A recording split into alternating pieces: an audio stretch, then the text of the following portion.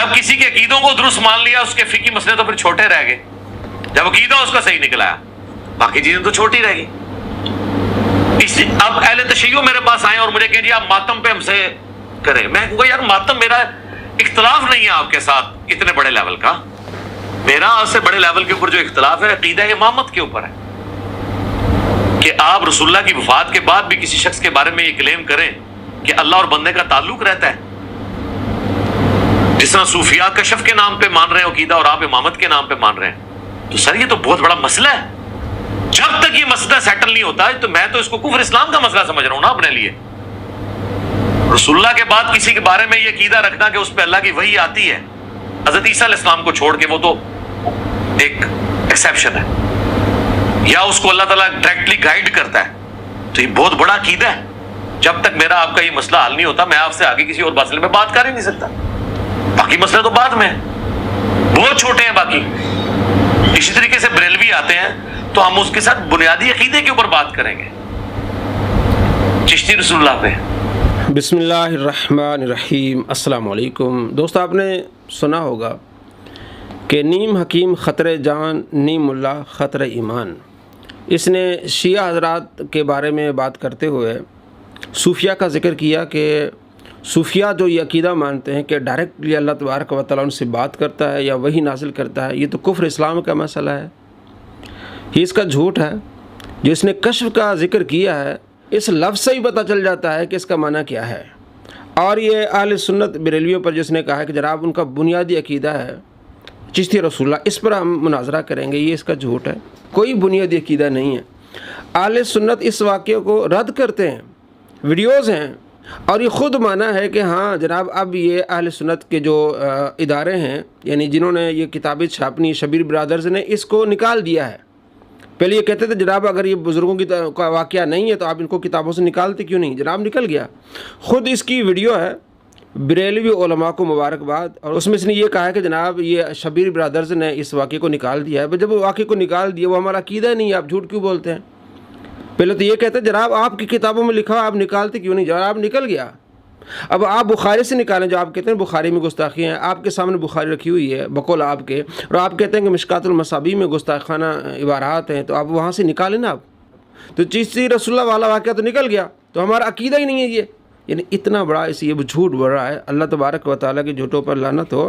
یہ کشف کا معنی کیا ہے؟ کشف کا معنی ہوتا ہے کھولنا, پردہ اٹھانے کا معنی میں ہوتا ہے. جو اللہ کے پیارے ہیں جو ذکر کرتے ہیں فکر کرتے ہیں اللہ تبارک و تعالیٰ ان کے سامنے سے پردہ ہٹا دیتا ہے. وہ سامنے والے کے دل کی بات کو جان لیتے ہیں. یہ ہے کشف کا معنی. اور آپ گوگل پہ سرچ کریں کشف لکھیں گے آپ کو معلوم ہو جائے گا کہ اس کا معنی کیا ہے. کسی صوفی کا عقیدہ نہیں ہے کہ جناب اللہ تبارک و تعالیٰ کی وحی نازل ہوتی ہے, اللہ تبارک و تعالیٰ ڈائریکٹ باتیں کرتا ہے. اپنی طرف سے جھوٹ گڑھ کر لوگوں میں اس طرح بیان کرنا, جس طرح بھی اس نے چشتی رسول اللہ کے بارے میں کہا, ان کا بنیادی عقیدہ ہے نعوذ باللہ من ذالک. اور یہ خود کہتا ہے کہ 1896 سے پہلے کوئی بریلوی نہیں تھا. بھائی 1896 کے بعد جتنے بریلوی ہیں کسی ایک بریلوی نے عقیدہ یہ بنایا ہے؟ نہیں بنایا, جھوٹ بولتا ہے. تو کشف کا معنی ہوتا ہے کھولنا, پردہ اٹھانا. اور یہ وہابیوں کی ویب سائٹ ہے محدث فورم, اس سے میں پڑھ کے بتاتا ہوں. وہ کہتے ہیں کہ ہم مانتے ہیں کہ کشف ہوتا ہے, اور خود انہوں نے ابن تیمیہ کے بارے میں لکھا ہے کہ شیخ الاسلام ابن تیمیہ رحمہ اللہ تعالیٰ فرماتے ہیں ہم اس بات کا انکار نہیں کرتے کہ نفس کو بیداری یا نیند کی حالت میں کچھ نہ کچھ کشف ہوتا ہے جس کا سبب بدن کے ساتھ قلیل سا تعلق یا بطور ریاضت, اس کے بغیر یعنی ریاضت کرے گا تو کشف ہوتا ہے. کہتے ہیں ابن تیمیہ مانتے ہیں, اور آگے لکھتے ہیں یعنی یہ محدث فورم یہ اہل حدیث کا ہے, اس سے میں بیان کر رہا ہوں. اور اس کو شیعہ بھی مانتے ہیں کشف کو, اور دیوبندی حضرات بھی مانتے ہیں اس کو کشف کو. تو اس کے نزدیک پھر یہ کفر اسلام کا مسئلہ ہوا تو یہ پھر سارے کافر ہو گئے نا, سنی شیعہ وہابی دیوبندی. بھائی کشف کا عقیدہ آپ اپنی طرف سے اس طرح جھوٹ بول کے بیان کریں. جناب صوفیہ کہتے ہیں کہ ہمارے اوپر وحی نازل ہوتی. اللہ تبارک و تعالیٰ ایسے شریروں کے شر سے مسلمانوں کو بچائے. کشف کے بارے میں خود محدث فورم میں کیا لکھا ہے, ہمارے ہاں بھی یہی ہے کہ کشف کی 2 قسمیں ہیں, ایک رحمانی اور ایک شیطانی.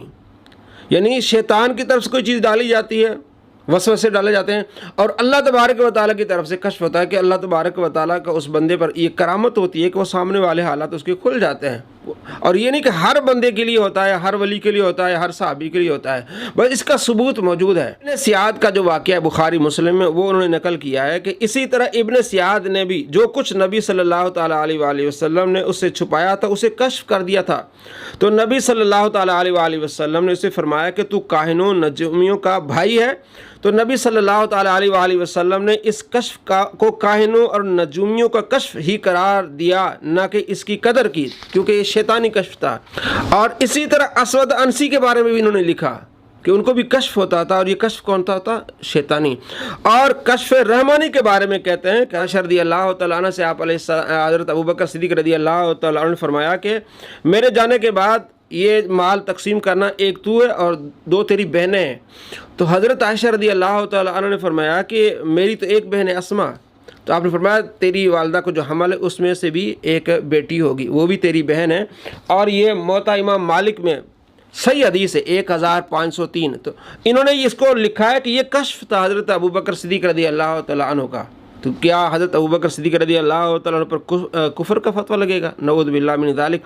اور نیچے اسی میں لکھا ہے کہ حضرت عمر بن خطاب رضی اللہ تعالیٰ عنہ جو واقعہ ساریہ والا ہے، آپ نے ساریہ کو آواز دی تھی اور اس نے سنا تھا، تو وہ بھی واقعہ نقل کر کے کہتے ہیں کہ حدیث صحیح ہے، اور البانی نے سلسلہ حدیث صحیح میں اس کو لکھا ہے، اور یہ بھی حضرت عمر کا کشف تھا۔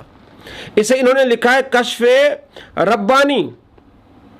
تو کشف کو ماننا، تو یہ تو اہل حدیث بھی مان رہے ہیں، شیعہ بھی مان رہے ہیں، تو کشف کا یہ معنی ہرگز نہیں کہ اللہ کی وحی ہوتی ہے، بلکہ اللہ تبارک و تعالیٰ اس کے سامنے والے کے، یہ کہیں سے بھی اللہ تبارک و تعالیٰ کے لیے بات کھول دیتا ہے، جس طرح عمر رضی اللہ تعالیٰ کے لیے، حضرت ابوبکر صدیق رضی اللہ تعالیٰ کے لیے۔ یہ صرف صوفیہ کی بات نہیں ہے۔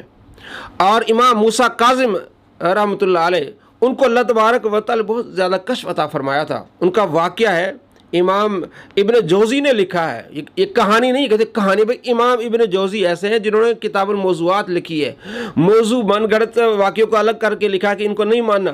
ایسے محدث اس واقعوں کو لکھ رہے ہیں، امام موسیٰ کاظم کے کشف کو لکھ رہے ہیں۔ کہ امام ابن الجوزی نے اپنی کتاب صفت الصفوہ میں جو اولیاء اللہ کے اور صوفیاء کے اور اہل اللہ اور عرفاء کے حالات زندگی لکھے ہیں، اس میں ترجمہ نمبر 191 لکھا، اور اس میں امام موسیٰ بن جعفر الصادق رضی اللہ تعالیٰ عنہ کے جو حالات زندگی لکھے، اس میں ایک واقعہ لکھا ہے کہ حضرت امام شقیق بن ابراہیم بلخی رحمۃ اللہ تعالیٰ علیہ، جو کہ خود بہت بڑے اولیاء اللہ میں سے، صوفیاء میں سے ہیں، وہ فرماتے ہیں کہ میں ایک دفعہ جب حج کے لیے نکلا، بلخ سے میں حج کے لیے نکلا، ایک قافلہ تھا ان کے ساتھ، میں جب گیا تو فرماتے ہیں کہ ہمارا قافلہ جو ہے وہ قادسیہ کے مقام پر ٹھہرا، تو میں نے وہاں لوگوں میں ایک ایسا نوجوان دیکھا جس نے صوف کا لباس پہنا ہوا تھا، اور اس کے پاؤں میں نالین تھے، جوتی تھی، اور وہ لوگوں سے الگ ہو کر بیٹھ گیا۔ نہایت خوبصورت شخص تھا، نہایت خوبصورت نوجوان تھا، لوگوں سے الگ تھلگ ہو کے بیٹھ گیا۔ شقیق بن ابراہیم بلخی رحمۃ اللہ فرماتے ہیں کہ میں نے یہ خیال کیا کہ یہ جو جوان ہے، الفتح من الصوفیہ یرید ان یکون کلا علی الناس فی طریقہم، میں نے یہ خیال کیا کہ یہ نوجوان صوفیہ میں سے ہے، اور یہ الگ ہو کے لوگوں سے اس لیے بیٹھ گیا ہے تاکہ لوگ اس کی طرف متوجہ ہوں، اور اس کو اللہ کا ولی سمجھ کے، نیک شخص سمجھ کے لوگ اس کا بوجھ بھی اٹھا لیں، یعنی لوگ اس کو کھانا پینا دیگر جو ضرورت کی چیزیں وہ اس کو مہیا کریں۔ تو شقیق بن ابراہیم بلخی رحمۃ اللہ کہتے ہیں جب میرے دل میں یہ خیال آیا، میں اس نوجوان کے قریب گیا، فدنوت منہ فلما رآنی مقبلا، جب میں اس نوجوان کے قریب ہوا تو اس نوجوان نے مجھے اپنی طرف متوجہ دیکھا، تو مجھے کہنے لگے یا شقیق اجتنبوا کثیرا من الظن ان بعض الظن اسم، کہ اے شقیق بہت زیادہ گمانوں سے بچو، کیونکہ بعض گمان گناہ ہو جاتے ہیں۔ میری طرف متوجہ ہوئے۔ شقیق بن ابراہیم بلخی کہتے ہیں کہ ثم ترکنی ومضى، پھر انہوں نے مجھے چھوڑا اور چلے گئے۔ فقلت فی نفسی ان ھذا لامر عظیم، میں نے اپنے دل میں کہا یہ تو بہت بڑا امر ہے۔ قد تکلم علی ما فی نفسی ونطق باسمی، اس شخص نے وہ بات کی ہے جو میرے دل کے اندر تھی، میں تو دل ہی دل میں یہ سوچ رہا تھا کہ یہ نوجوان جو ہے یہ لگتا ہے کہ لوگوں پر بوجھ بننا چاہتا ہے، یہ چاہتا ہے کہ لوگ اس کو سہولیات مہیا کریں، کھانے پینے کا زادرہ وغیرہ دیں، یہ چاہتا ہے۔ اب میرے دل میں جو خیال آیا تھا، وہ دل میں آنے والے خیال کو اس نوجوان نے سمجھا، اور کہا اے شقیق، یعنی اے شقیق بن ابراہیم بلخی، بہت زیادہ گمان نہ کیا کرو کیونکہ بعض گمان گناہ ہو جاتے ہیں۔ فرماتے ہیں کہ پھر وہ نوجوان چلا گیا، وَمَا هَذَا إِلَّا عَبْدٌ صَالِحٌ، میں نے کہا یہ تو کوئی بڑا ہی نیک آدمی ہے۔ میں نے کوشش کی کہ میں اس کے ساتھ جا کے ملوں، تیزی سے میں گیا لیکن وہ نوجوان جا چکا تھا، حتیٰ کہ وَغَابَ عَنْ عَيْنِي، میری آنکھوں سے وہ غائب ہو گیا، عینیہ۔ فلما نزلنا واقصہ، پھر فرماتے اسی سفر میں جب ہم واقصہ کے مقام پر ٹھہرے، اذن بہی یصلی واعضاؤہ تضطرب ودموعہ تجری، میں نے دیکھا کہ وہی نوجوان واقصہ کے مقام پر نماز ادا کر رہا ہے اور اس خشوع و خضوع کے ساتھ نماز ادا کر رہا ہے کہ اس کے اعضاء جو ہیں وہ کانپ رہے ہیں اور اس کی آنکھوں سے آنسو جاری ہیں۔ فقلت ھذا صاحبی، میں نے کہا یہی تو وہ نوجوان ہے جس کو میں تلاش کر رہا ہوں۔ تو حضرت شقیق بن ابراہیم بلخی رحمۃ اللہ کہتے ہیں کہ میں نے سوچا کہ اب میں اس کے قریب جاؤں گا اور اس سے معذرت کروں گا اور اس سے معافی مانگوں گا کہ جو میرے دل میں تمہارے بارے میں کوئی بدگمانی آئی ہے تو میں اس سے تمہاری بارگاہ میں معذرت خواہ ہوں، معافی مانگتا ہوں۔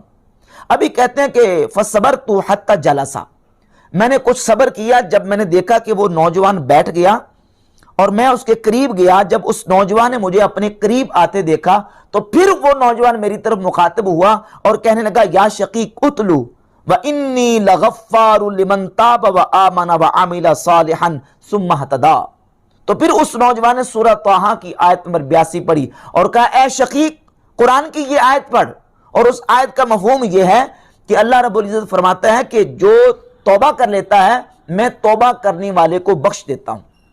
یعنی جو شقیق کے دل میں بات آئی تھی کہ میں ان سے معافی مانگوں، معذرت کروں، تو حضرت سیدنا وہ جو نوجوان تھے، ابھی اس نوجوان کا تذکرہ ہو رہا، وہ نوجوان جو تھے اس نے میرے دل میں آنے والی بات کو سمجھا اور کہا کہ اے شقیق قرآن کی یہ آیت پڑھ، یعنی جس آیت کا مضمون یہ ہے، مفہوم یہ ہے کہ جو بندہ اللہ کی بارگاہ میں توبہ کرتا ہے اللہ رب العزت اسے بخش دیتا ہے۔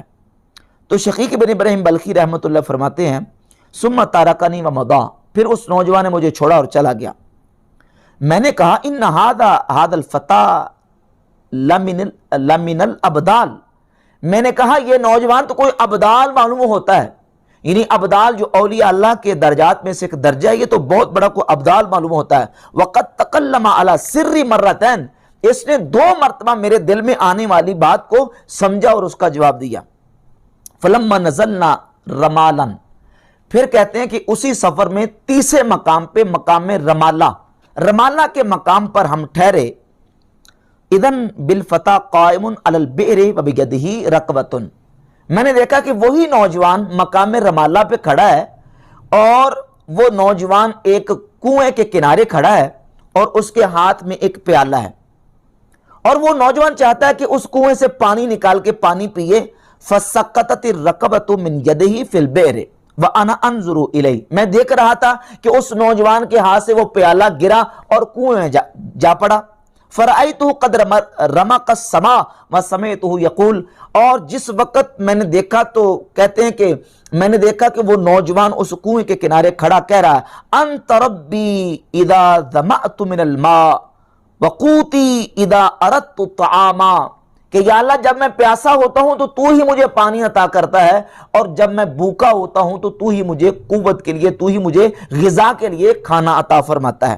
اللہم سیدی مالی سواہا فلا تعدمنیہا، قال شقیق فواللہ لقد رأیت البئر قد ارتفع ماؤہا، کہتے ہیں اس نوجوان کے یہ دعا کرنے کی دیر تھی کہ اللہ کی قسم میں نے دیکھا، شقیق کہتے ہیں میں نے دیکھا کہ اس کنویں کا پانی بھر آیا، فمد یدہ فاخذ الرکوۃ، اس کا کنویں کا پانی جب اوپر آ گیا اس نوجوان نے اپنا ہاتھ آگے بڑھایا اور ہاتھ آگے بڑھا کے اس پیالے کو پکڑ لیا۔ جب کنواں بھر گیا تو اس نوجوان نے اس کنویں سے وضو بھی کیا، وصلی 4 رکعات اور 4 رکعت نماز ادا کی، ثم مالا الی کثیب رمل، پھر وہ نوجوان ایک ریت کے ٹیلے کی طرف بڑھا اور ریت کے ٹیلے کی طرف بڑھ کے اس نے اس پیالے میں ریت ڈالی شروع کی اور ریت ڈال کے اس کو ہلایا اور ہلا کے پینا شروع کیا۔ میں اس نوجوان کے قریب گیا اور جا کے کہا کہ جو اللہ نے تجھ پر فضل و احسان اور نعمت کی ہے تو مجھے بھی اس میں سے عطا کر۔ تو اس نوجوان نے پھر جب مجھے پیالہ دیا اور اسی پیالے سے میں نے جب پیا تو شقیق بن ابراہیم بلخی کہتے ہیں کہ میں نے جب اس سے پیا تو کہتے ہیں فواللہ ما شربت قط الذ منہ، اللہ کی قسم اس سے زیادہ لذیذ پانی، اس سے زیادہ مزیدار پانی میں نے آج تک نہیں پیا، ولا اطیب ریحا منہ، اور اس سے زیادہ خوشبودار پانی میں نے آج تک نہیں پیا۔ فشبعت، اور جب میں سیر ہو گیا پانی پی کے اور میں بالکل پانی سے میرا پیٹ بھر گیا تو فاقمت ایاما لا اشتہی طعاما ولا شرابا، کتنے دن گزر گئے، شقیق بن ابراہیم بلخی کہتے ہیں کہ کتنے دن گزرنے کے بعد بھی میں نے نہ پانی کی پیاس محسوس کی ہے اور نہ کھانے کی بھوک محسوس کی ہے اس پانی کی برکت سے۔ کہتے ہیں کہ پھر اسی طریقے سے ایسے ہی کئی راتیں گزر گئیں، اور جب میں نے حرم شریف میں داخل ہوا لم اراہ حتی دخلنا مکہ فرأیتہ لیلۃ الی جنب قبۃ الشراب فی نصف اللیل یصلی بخشوع وانین وبقاء، میں نے دیکھا کہ وہی نوجوان حرم کعبہ میں مطاف میں ایک مقام پہ بیٹھا ہوا ہے اور نماز ادا کر رہا ہے، ساری رات نماز ادا کرتے گزر گئی، ساری رات خشوع و خضوع میں اور عبادت میں اور روتے ہوئے اس نوجوان کی گزر گئی۔ فلم یزل کذالک حتی ذہب اللیل، اسی طرح ساری رات جب گزر گئی تو فجر کی نماز کا وقت ہوا تو اس نوجوان نے فجر کی نماز ادا کرنے کے بعد فجر کی نماز پڑھی، نماز ادا کرنے کے بعد پھر بیت اللہ شریف کے ساتھ چکر لگائے، طواف کیا۔ جب طواف کر کے وہ نوجوان اپنی عبادت مکمل کرنے کے بعد واپس لوٹا تو ایک بہت بڑا جمع غفیر اس نوجوان کے ساتھ تھا، غلام اور ان کے عقیدت مند، ان کے جان نثار ان کے ساتھ موجود تھے۔ جب میں نے اسی نوجوان کو اس حالت میں دیکھا کہ جب سفر میں تھا، تنہا اکیلا تھا، اور یہاں حرم مکہ میں اس کے ساتھ ایک غلاموں کی، عقیدت مندوں کی ایک بہت بڑی جو ہے وہ ہجوم موجود ہے، تو میں نے پوچھا کہ یہ نوجوان کون ہے جو لوگ بڑھ بڑھ کے آگے ان کو سلام کر رہے ہیں، یہ نوجوان ہے کون؟ تو فقلت لبعض من رأيته يقرب منه من هذا الفتى فقال هذا موسى بن جعفر، تو لوگوں نے کہا کہ یہ کوئی عام شخص نہیں ہے، یہ حضرت موسیٰ بن جعفر القاظم رضی اللہ تعالیٰ عنہ کی ذات گرامی قدر۔ تو اس وقت میں نے جب آپ کی یہ شان و عظمت دیکھی تو شقیق بن ابراہیم بلخی رحمۃ اللہ فرماتے ہیں کہ میں نے اسی وقت کہا عجبت ان تکون ھذا العجائب الا لمثل ھذا السید، جو سفر میں اتنے عجائب اور اتنی خارق عادات اور یہ کرامات جو میں نے ان کی دیکھی ہیں، یہ اسی طرح کے سید ہی سے واقع ہو سکتی ہیں جو کہ میں نے سفر کے دوران انہی موسیٰ القاظم رضی اللہ تعالیٰ عنہ سے دیکھی۔ تو دوستو آپ نے دیکھا یہ امام موسیٰ کاظم رضی اللہ تعالیٰ عنہ کا یہ کشف تھا جو مفتی راشد صاحب نے ایک ویڈیو میں آپ نے بتایا ہے۔ تو یہ کس طرح یہ دھوکہ دے رہا ہے عوام کو کشف کے بارے میں؟ جناب یہ تو اسلام و کفر کا مسئلہ ہے، اور جناب یہ چشتی رسول اللہ کفر اسلام، یہ جھوٹ بول رہا ہے، بنیادی عقیدہ کہہ رہا ہے بریلیوں کو، نعوذ باللہ من ذالک، کوئی عقیدہ نہیں ہے۔ اور کشف کے بارے میں آپ کو بتایا، آپ گوگل پہ سرچ کریں، آپ معلوم کریں گے، آپ کو معلوم ہو جائے گا کہ جناب یہ سارا جھوٹ بول رہا ہے، یہ اس صدی کا سب سے بڑا جھوٹا شخص ہے، اس طرح دھوکے دے رہا ہے۔ اگر یہ کشف پر کفر کا فتویٰ لگتا ہے تو پھر آپ ابوبکر صدیق رضی اللہ تعالیٰ عنہ کے بارے میں کیا کہیں گے؟ عمر فاروق رضی اللہ تعالیٰ کے بارے میں کیا کہیں گے؟ امام موسیٰ کاظم رضی اللہ تعالیٰ کے بارے میں کیا کہیں گے؟ پھر وہابی کے بارے میں کیا کہیں گے جو کہتے ہیں کہ کشف ربانی ہے یہ؟ شیخ الاسلام ان کا ابن تیمیہ مانتا ہے، شیعہ مانتے ہیں، دیوبندی مانتے ہیں، اہل سنت مانتے ہیں، تو اس لحاظ سے بھی یہ سارے کفر اسلام کا مسئلہ ہو گیا۔ یہ ہے جناب خطرہ ایمان، نیم حکیم خطرہ جان اور نیم ملا خطرہ ایمان۔